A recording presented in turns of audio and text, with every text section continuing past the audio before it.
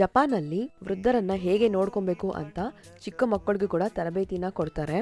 ಹಾಗಾಗಿ ಇವತ್ತು ನಾನು ನನ್ನ ಮಗಳು ಕೂಡ ಆ ಎಕ್ಸ್ಪೀರಿಯೆನ್ಸ್ ಪಡೀಲಿ ಅಂತ ಕಳಿಸಿದ್ದೀನಿ.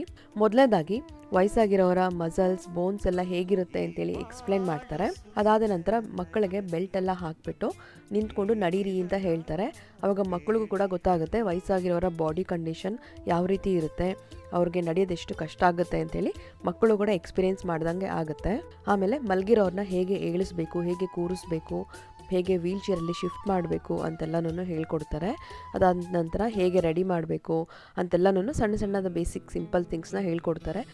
ಸೊ ದಟ್ ಮಕ್ಕಳು ಕೂಡ ದೊಡ್ಡವ್ರನ್ನ ನೋಡ್ಕೊಬೇಕು ಅನ್ನೋ ಆಸಕ್ತಿನ ಬೆಳೆಸ್ಕೊಳ್ತಾರೆ. ಈ ರೀತಿಯಾದ ಸೂಕ್ಷ್ಮವಾದ ವಿಚಾರಗಳನ್ನ ತಂದೆ ತಾಯಿಗಳು ಮಕ್ಕಳಿಗೆ ಚಿಕ್ಕವರಿಂದನೇ ಹೇಳ್ಕೊಟ್ರೆ ತುಂಬಾ ಚೆನ್ನಾಗಿರುತ್ತೆ ಅಂತ ನನ್ನ ಅಭಿಪ್ರಾಯ. ನಿಮ್ಗೇನು ಅನಿಸುತ್ತೆ ಅಂತ ಕಮೆಂಟ್ ಮೂಲಕ ತಿಳಿಸಿ. ಈ ಥರ ಎಕ್ಸ್ಪೀರಿಯೆನ್ಸ್ ನನ್ನ ಮಗಳು ಫಸ್ಟ್ ಟೈಮ್ ಮಾಡಿರೋದು, ಅವಳಿಗೂ ಕೂಡ ತುಂಬಾ ಖುಷಿ ಆಯಿತು. Thank you.